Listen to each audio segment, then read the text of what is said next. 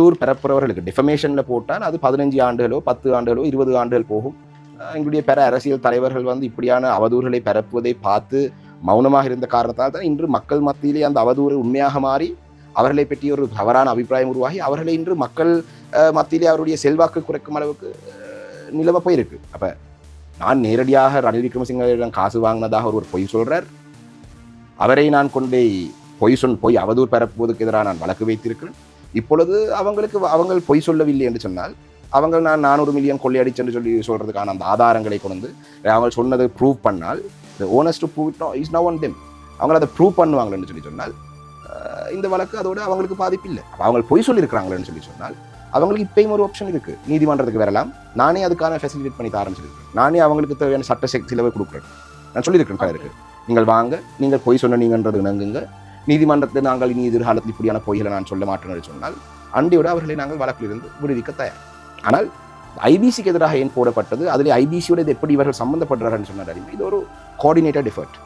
அந்த நேர்காணல் காண்றவர் வந்து எனக்கு எதிராக கருத்து சொல்ல விரும்பியவர்களை தேடி அவர்களை நேர்காணல் செய்து அதிலே பொய்களை சொல்வது. இப்போ இந்த 400 மில்லியன் ரூபாய் பற்றி சொன்னது ஒரு அப்படியான ஒரு உதாரணம். இன்னொரு உதாரணம் ஒன்று சொல்கிறேன். இதுதான் சொல்கிறாங்க, இது அரசியல் விமர்சனம். உதாரணமாக ஒரு நேர்காணல் ஒன்று இருக்குது.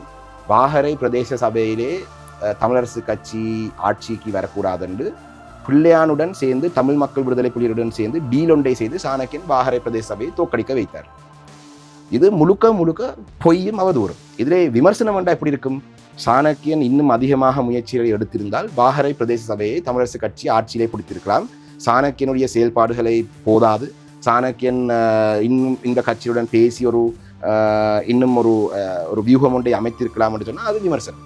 சாணக்கியன் பிள்ளையானுடன் இணைந்து ஒரு ஒப்பந்தம் செய்து தமிழரசு கட்சியை வாகர பிரதேச சபையை தோற்கடிக்க வைத்து என்று சொன்னால் மக்கள் கேட்கிறார்கள், என்ன ஐயா ஐபிசியிலே உங்களை பற்றி இப்படி ஒன்று வந்திருக்கு, வாகரையிலே கேட்கிறார்கள், வந்திருக்கு.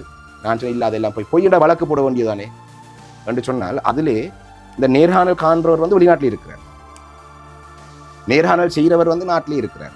அப்போ நேர்காணலை வைத்து நான் வழக்கு போடுறதுன்னு சொன்னால் அந்த பப்ளிஷ் பண்ணாலுக்கு தான் போடலாம். அதிலே பேசியவருக்கு எதிராக நான் போடுறேன்னு சொன்னால் அது ஒரு வேறு ப்ரொசீஜர், உங்களுக்கு தெரியும்.